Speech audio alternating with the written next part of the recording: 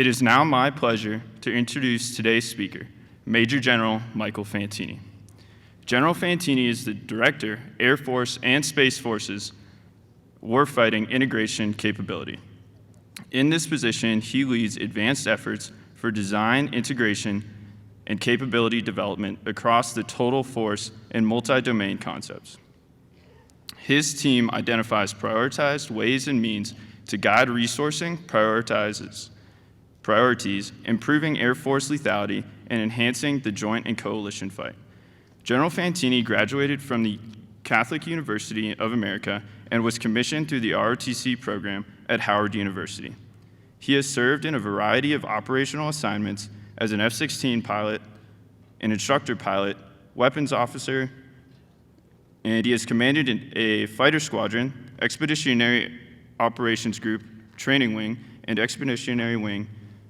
Ladies and gentlemen, my dad, Major General Michael Fantini.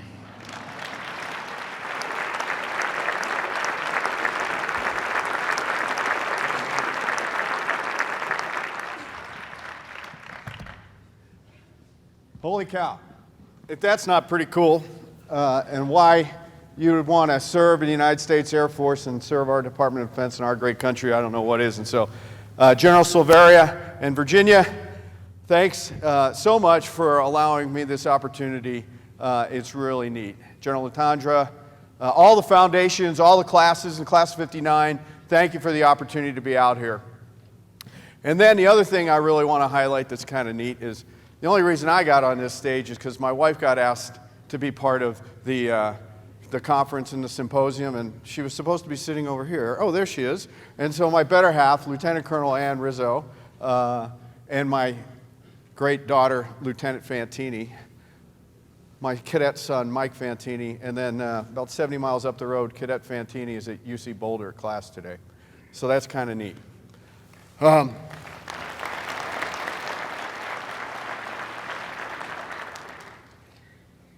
I've had all these thoughts for 37 years from when I first began ROTC. And really what I want to talk to you about today in terms of how it applies to character and leadership, our conditions, our culture, and our societies is really a couple stories. It's a couple stories about maturation. It's a couple stories about perseverance and maybe a little bit of passion, some element of maybe ability, a lot of luck. But one of the things I also want to pull out is that the impact that one person can have on your life. And then ultimately, how we in our Air Force want to set the environment. And that's where I'll culminate in this talk and talking about the environment that we set from a leadership perspective, and then what we look like and what we think we're going to do as we move into the future. And so I'm going to start from the beginning. Catholic University, 1982, well prior to one of the young folks arriving on this earth. I'm sitting in chemistry class. And actually, in high school, I was one of the weird people that actually stood up and put my hand over my heart during the Pledge of Allegiance and said the Pledge of Allegiance. And in high school, I thought, all I want to do is serve my country and fly airplanes. It was pretty myopic, I admit. But that's the start. Here we are at Catholic University. I'm sitting in the back row of chemistry class, and I had told all my friends when I got to college, I said, all I want to do is serve my country and fly airplanes. And so I'm sitting next to a girl in chemistry class. Her name's Chris Bernay. Now her name's Chris Carlini. And I'm sitting there, and I'm struggling looking at, E equals MC squared or whatever the heck it was. And it looked about like that, pretty fuzzy. And she would hit me in the arm and say, I thought you wanted to be a fighter pilot. You can't even see the board. And that was like, don't bother me with details. I want to serve my country and fly jets. And this is what happened. If you'll notice the goggles on the person second from the left, they were stylish back then. And they worked well enough to rope in the person to my left in that picture, my wife Ann. At that point, she was always ahead of me at the cadet squadron or cadet wing and all that stuff at Howard University. So lo and behold, I start wearing glasses. I didn't realize at the time that if you were not 20/20, back in 1985, 86 when I graduated, you were not going to go to pilot training. But again, I kind of said, well, that's interesting but immaterial. I'll just go to nav school first, and then I'll get to pilot training somehow. That was kind of my game plan. But my wife and I did okay at Catholic University. Maya was Catholic University. She was Georgetown. We were commissioned out of Howard. We did okay. She was the cadet wing commander that proceeded. I was her deputy, and it's kind of been like that for about 37, 38 years. Even though I'm a two-star, and she's a lieutenant colonel, she's still driving the fight. Okay. That's what I had. That was my challenge, actually.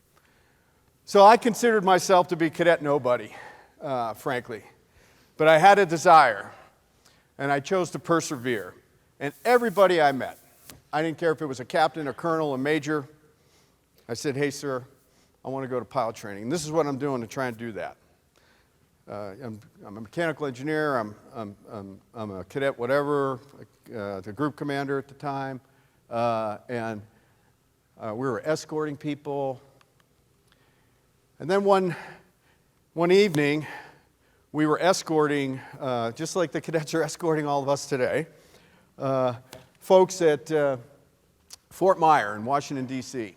And this gentleman is the Vice Chief of Staff of the Air Force at the time, John Piotrowski. And I met General Piotrowski, Vice Chief of Staff of the Air Force. And what does Cadet Fantini say? Sir, I want to go to pilot training. And what does the Vice Chief of Staff of the Air Force say? We need folks to do other stuff too. And I said, yes, sir, 3 bags full. But this is the really interesting thing. I mean, literally a half hour later, I met a captain, Captain Brian Helton.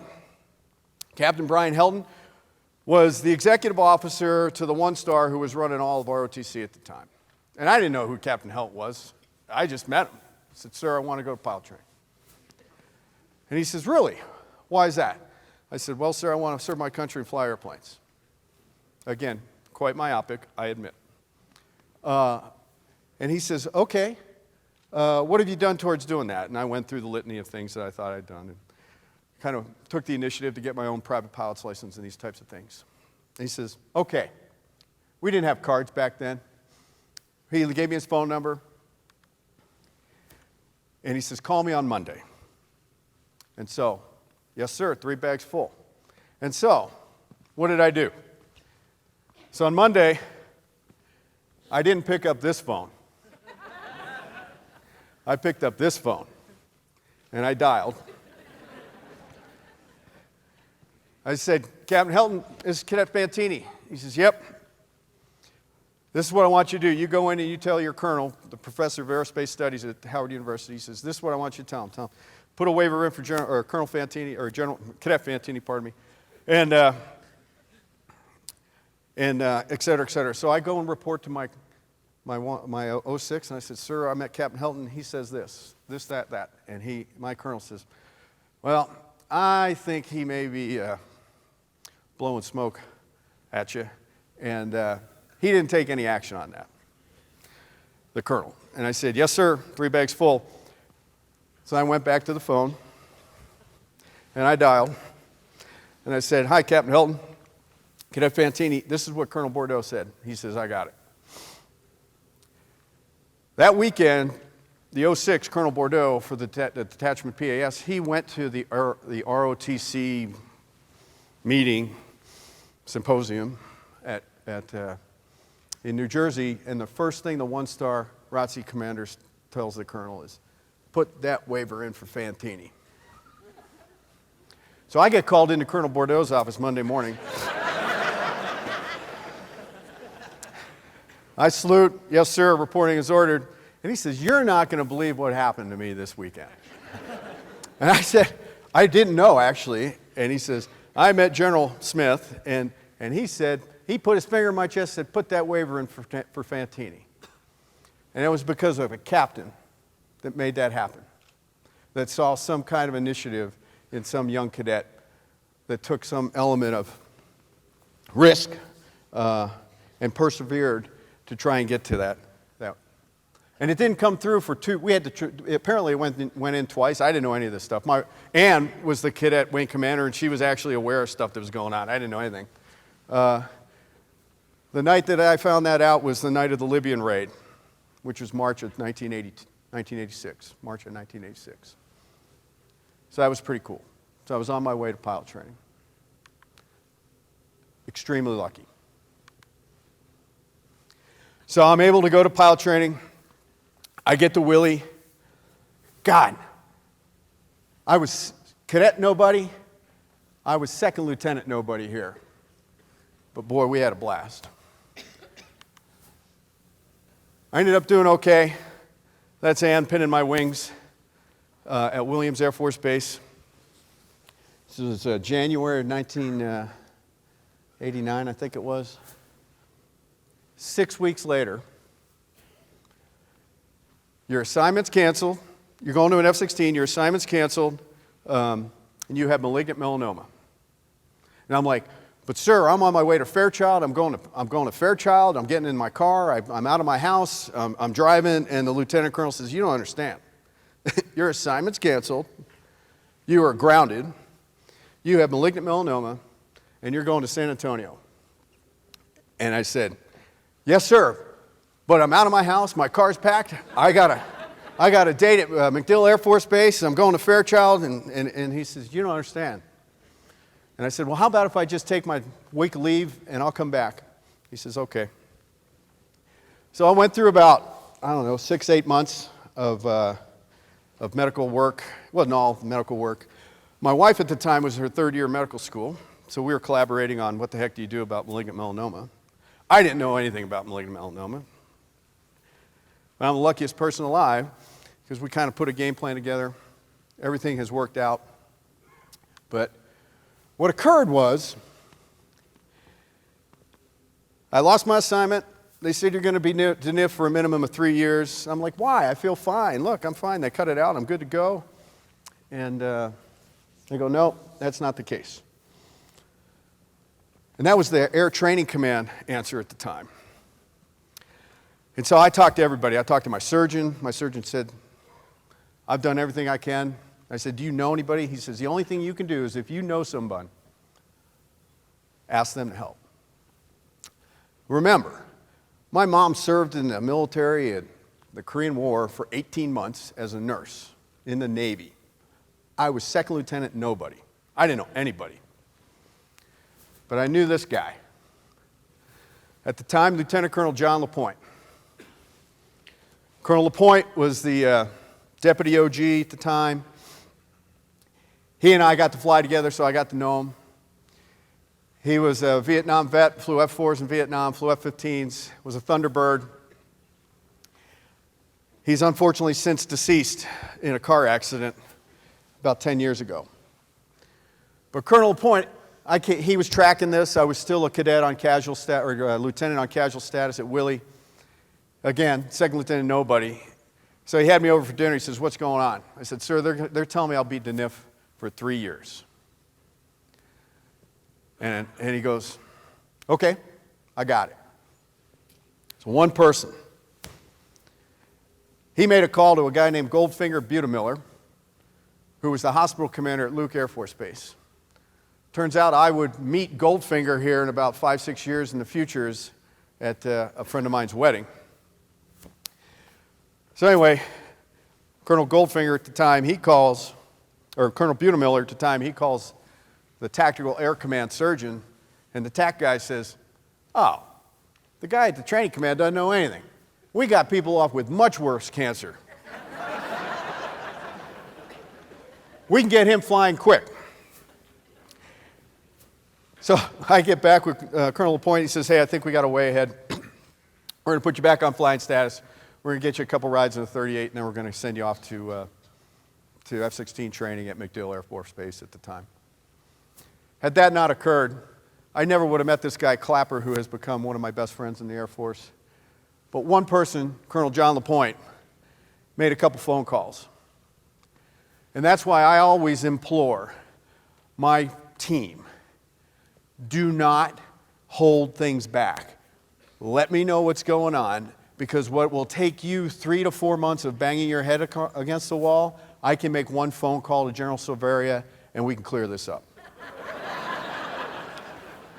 I use General Silveria, but I'm serious. I'm like, tell me what I can do to help you out, right? It's about what I can do to help the team out as opposed to what the team can do to help me out. But one person here, Colonel John LaPointe. So I was able to get back on flying status, got the training, and the rest is in the rearview mirror.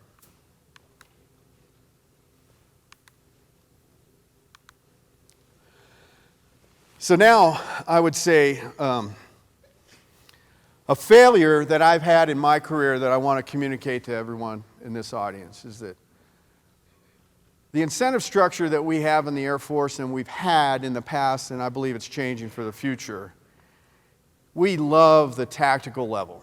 It's easy. Flying at the tactical level is easy.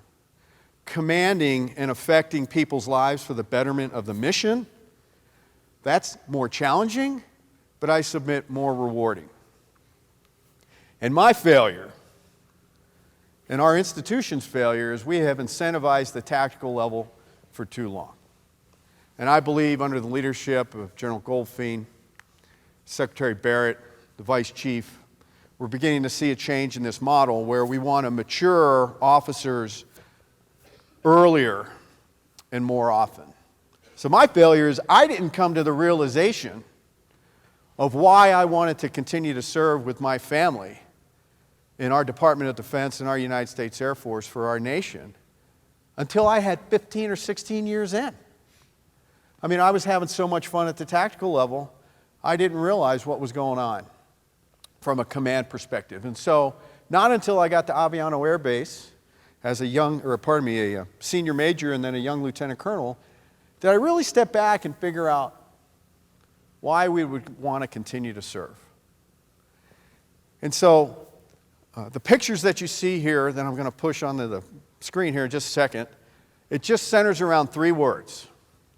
And my challenge to the cadets and the young folks in the audience is, no matter what your commitment may be of 5 years, 6 years, 10 years, depending on what happens with your assignments, I challenge you right now to step back and say, what is going to keep you in our United States Air Force? And these are the 3 words, and my failure of not realizing this until 15 years in. But as a young squadron commander, it's centered on 3 words: mission, people, and family. And so, for the Fantini family and for my wife Ann and I, what we are really motivated by is to be able to step back and get satisfaction out of executing the mission. I got the benefit of getting to fly F-16s and MQ-9s, but the mission of executing our ability to fly, fight, and win in airspace and cyberspace. And so my extreme analogy in this case is if you're a trash man, be the best trash man you can be. If you're a cadet, be the best cadet you can be. If you're a space operator, a cyber operator, a rated officer, a maintenance officer, logistics readiness officer, I'm just going to ask you to be the best you can be. And I always hate this, I'm going to give 110%. Well, that's not possible, I'm sorry. I'm just asking for 100%. And we totally know that there are going to be times where it might be 90%. And that's okay. Because if you rise to the challenge as a person, because our Air Force, we set a bar high. And our expectation is, and what we expect is, that you are mentally, spiritually, and physically ready to execute the mission. And there's only one person that can make that decision, and it ain't me. In your mind, can you rise to the challenge mentally? Do you understand what we're asking you to do? Do you understand the guidance of the regs? Spiritually, this is an area where I struggle. Do something. If it's howling at the moon in the middle of the night, okay. That's your choice, if that's what works for you. We're more conventional in our family, but if that's what works for you, figure it out. And then physically, we need you to be ready to go. Because we want you to be able to plug into the family. And the really neat thing about family that we all witnessed here just about 20 minutes ago was Mike introducing me. The fact that we have a Lieutenant Fantini running around at Buckley Air Force Base just 40 miles up the road. The fact that we have a Cadet Fantini 70 miles up the road. And I swear we did not play music in the middle of the night that said, go in the Air Force, go in the Air Force, go in the Air Force. But my larger context is this family aspect of being able to plug into the Air Force, being able to plug into your squadron. The really neat thing that has kept us in the United States Air Force is the ability to be able to turn to mentors like Lieutenant General Steve Mueller, Maggot Mueller, Burt Field, General Breedlove, Buana, General Rand, General Silveria, a buddy from War College. But those are the kinds of ties that we get. So that if you're not able to execute the mission, as long as you're able to tell your family what's going on, dollars to donuts, someone's going to say, we understand you have to take a knee. Someone's going to be able to step in and take it and pick up that slack as needed. Not once did I talk about a platform. Don't get me wrong, if you offered me to go fly an F-16 tomorrow, I would do it.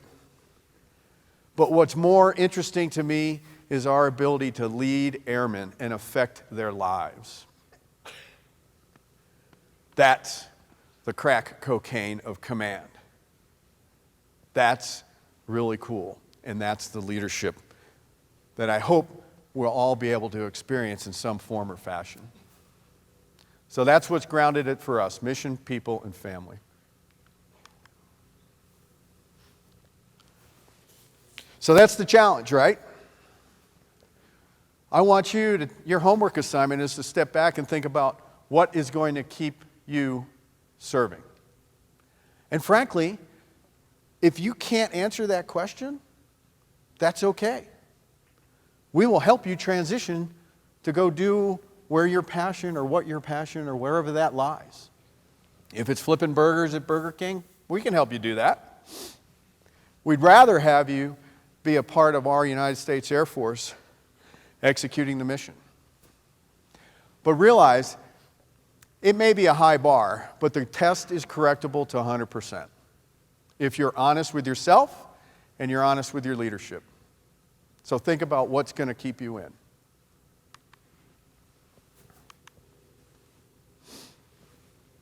So now I move to a story of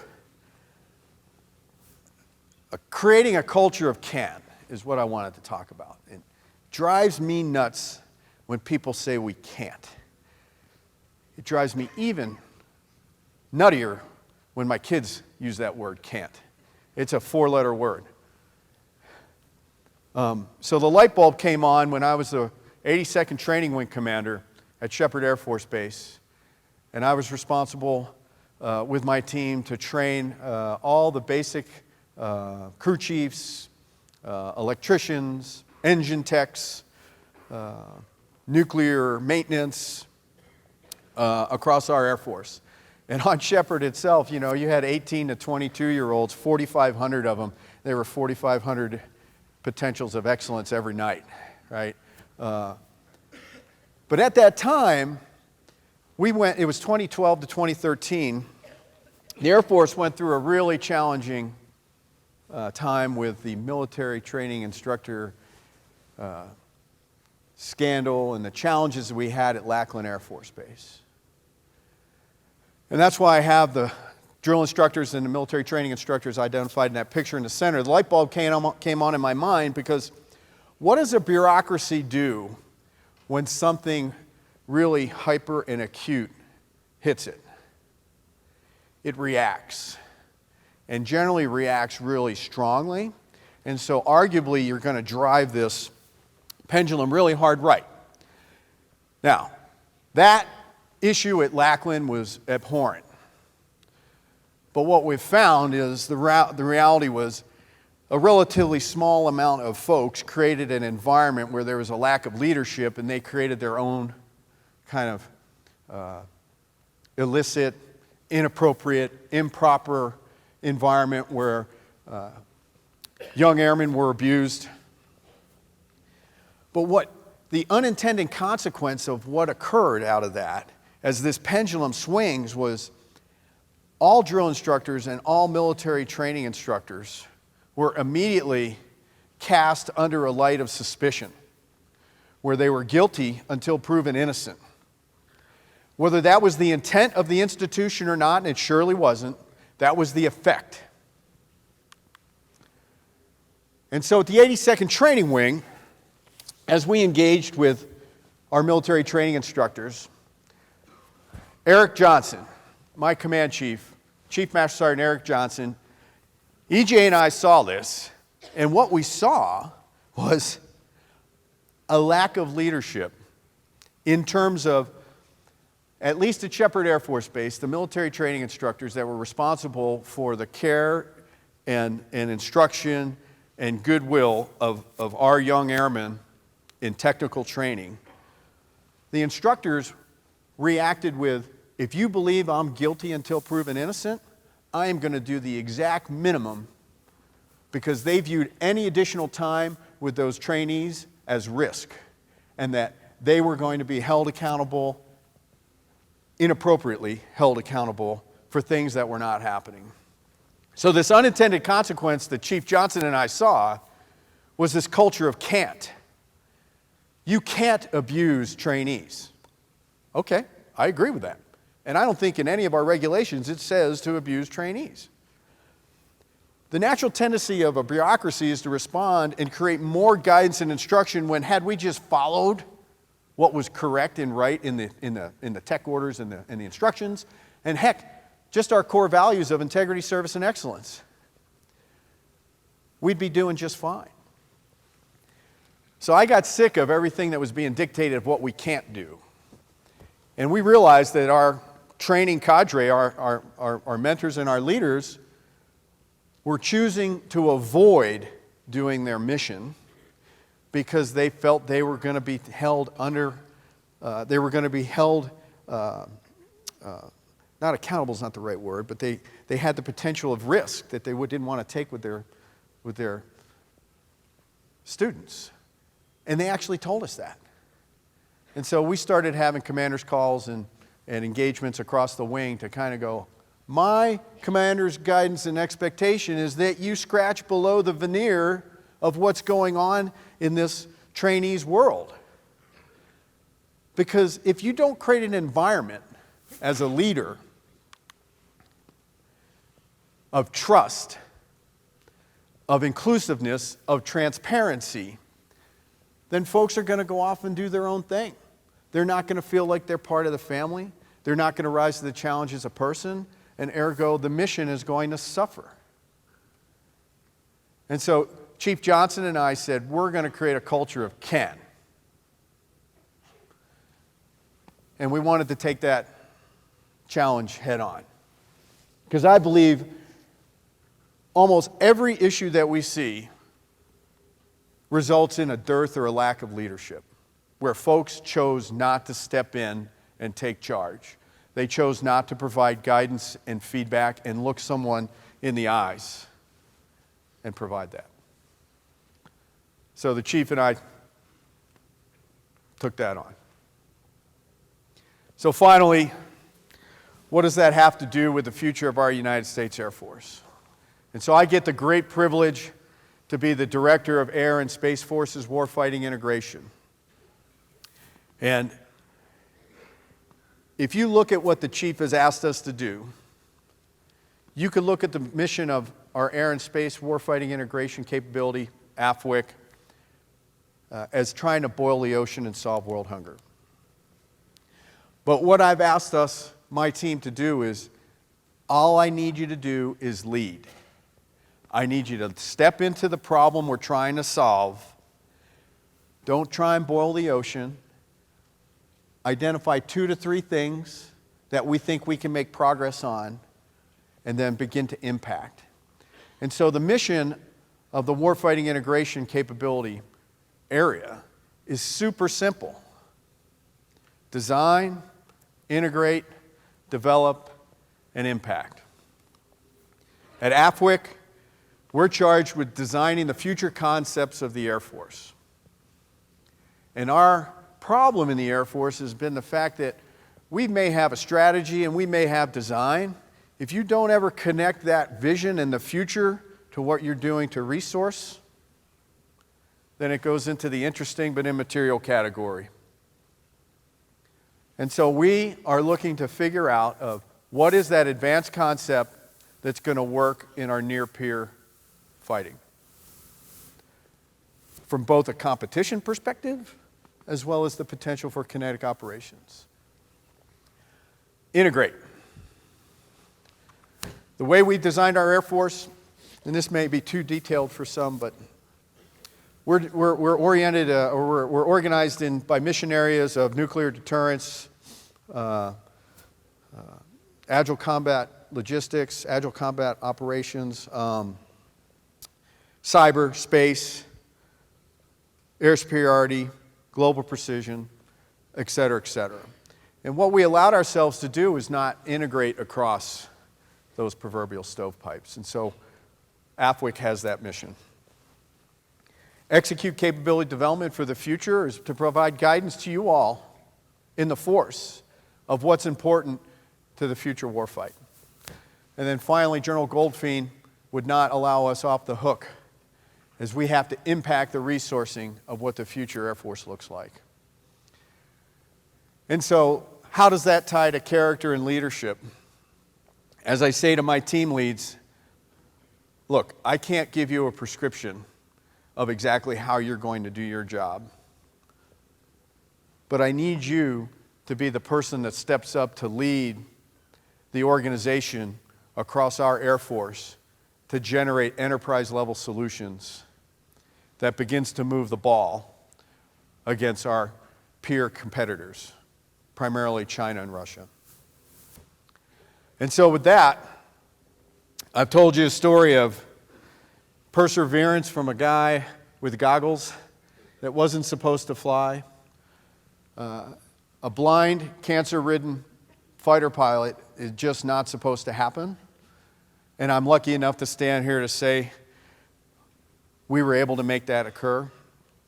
But more importantly, I want to tie this back to the mission, people, family aspect. Think about what's going to keep you serving our Department of Defense and our United States Air Force with a passion. It might only be for 6 years, and I'll say thank you. It may be 10 years, and we'll say thank you. I'm hoping it'll be 20 or 30, because I never expected to be in a position like this.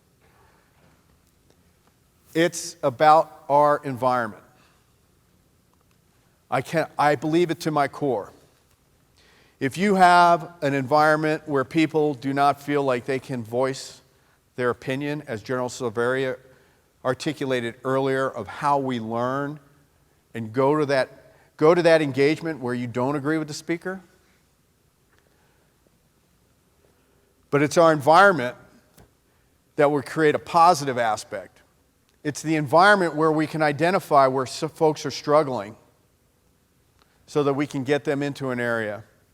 So folks that are making negative decisions or having negative thoughts, if you really feel like you're part of the family, you can come forward. And we're here to help. And then finally, how do you apply that to the future of where the Air Force is going? So if you believe sharks with laser beams are going to be combat capable in 2035, that's the extreme analogy I use, then we have a responsibility to kind of design that concept, and then we're going to draw a line all the way back to today. How do we bring that to reality? And I know sharks with laser beams are probably an extreme example. That's why I use it. We're doing things a little bit more conventionally. Okay, so that's my pitch. And I'd love to take any questions you might have. All right.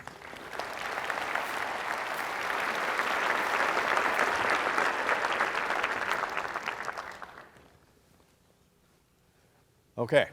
Mike's supposed to come back out, and people are supposed to raise their hands, come up here, but I'll take over. Come on up. There's a mic right here if you like, or you can yell.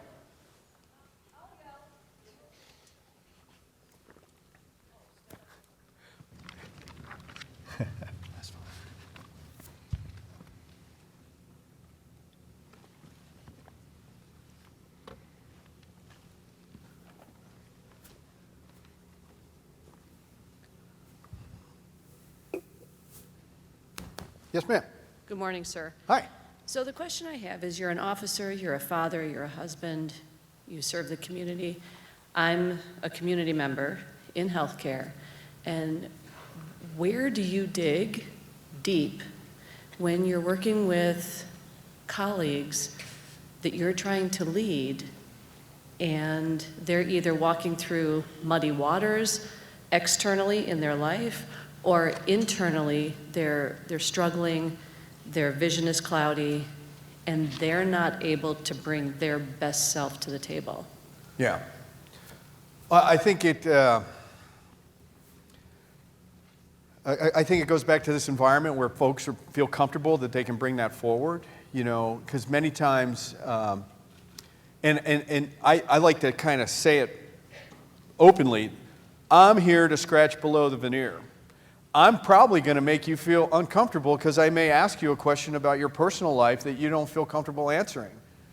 And many times folks want to separate this personal life and professional life. And I'm here to say, and I think we should tell it to our youngest airmen, that is together. Those, in order for you to thrive, we have to realize that those two things are not separate, they're together. And so if we get folks that agree or buy into that, then they're going to feel comfortable about coming forward. And then we would roll out the numerous things that the Air Force has to provide, frankly, to help. Whether it's a medical thing of getting folks to the right place and care in a hospital, or whether it's a chaplain issue, or whether it's some type of internal grievance inside the organization, we want to know about that so that we can fix it. Anyway, does that help, or the answer?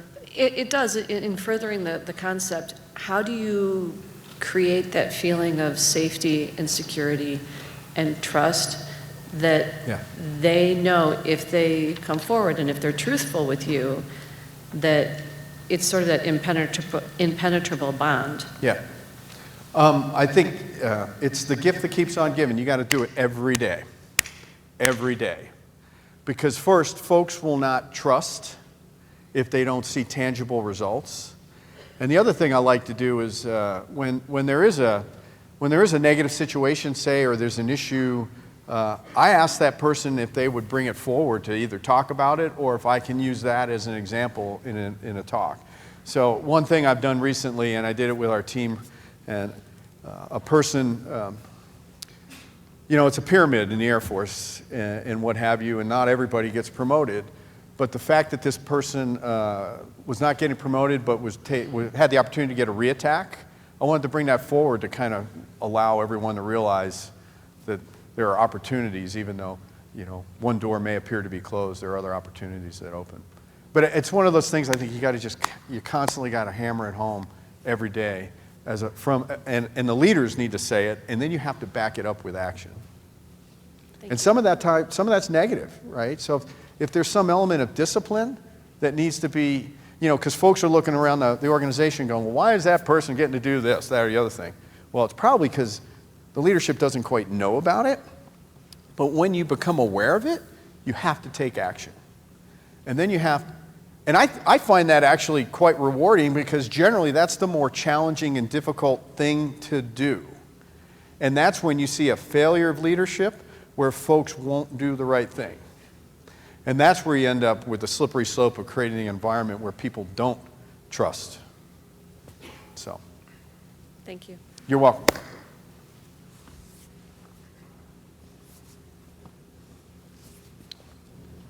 Okay. I have a question, sir. Yeah, Mike. So,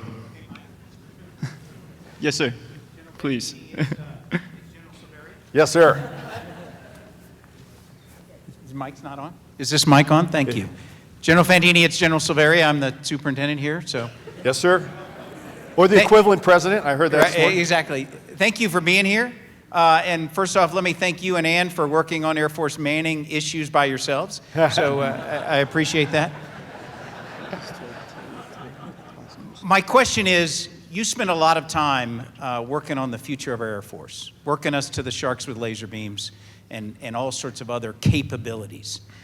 In the business we're here in at the Air Force Academy of producing airmen and now people that will go into the Space Force, what are the type of people that it is going to take to fight that future war? What is it going to take? What type of airmen and what type of people going into the Space Force are you going to need that are different in the future warfare that you're looking at day to day? Thanks, sir.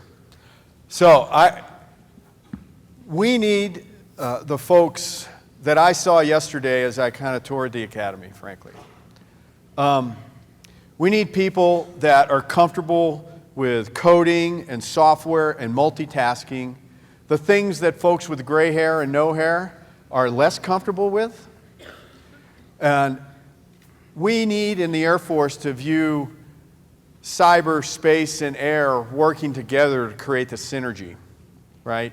And I bristled a couple times yesterday when I spoke with Colonel Caswell, and we talked about rated ops and then all else.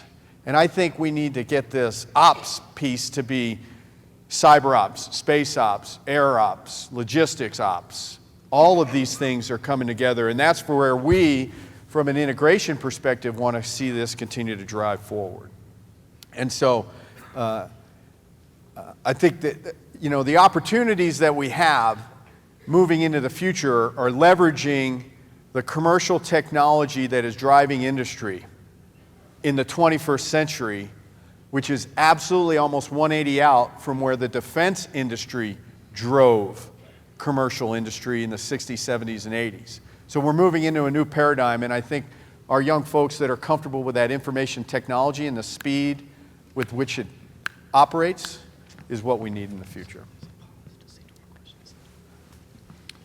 I apologize, but that's all the time we have for questions. Thank you. Hold on, let's take one more, and then Quick you guys, question. I'll meet you over here.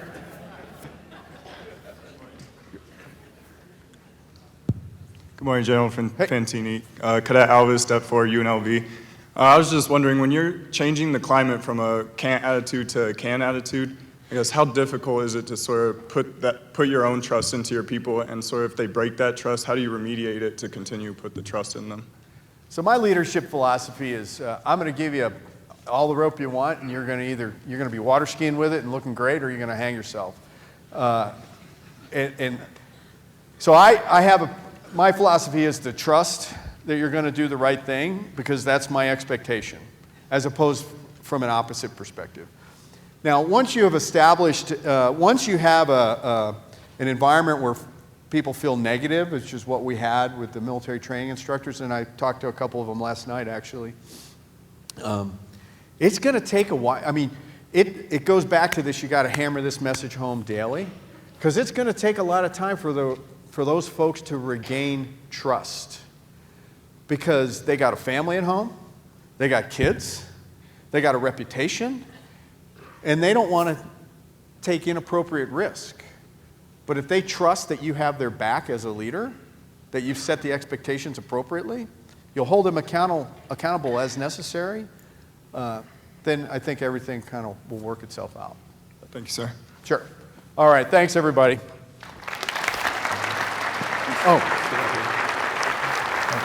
Thank you again. On behalf of our 2020 NCLS participants, the Cadet Wing, and the faculty and staff of the Air Force Academy, we would like to present you with a small token of our appreciation. Thanks, buddy. Sir.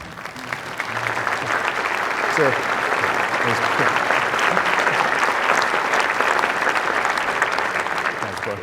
I take it. Okay. Oh. All right.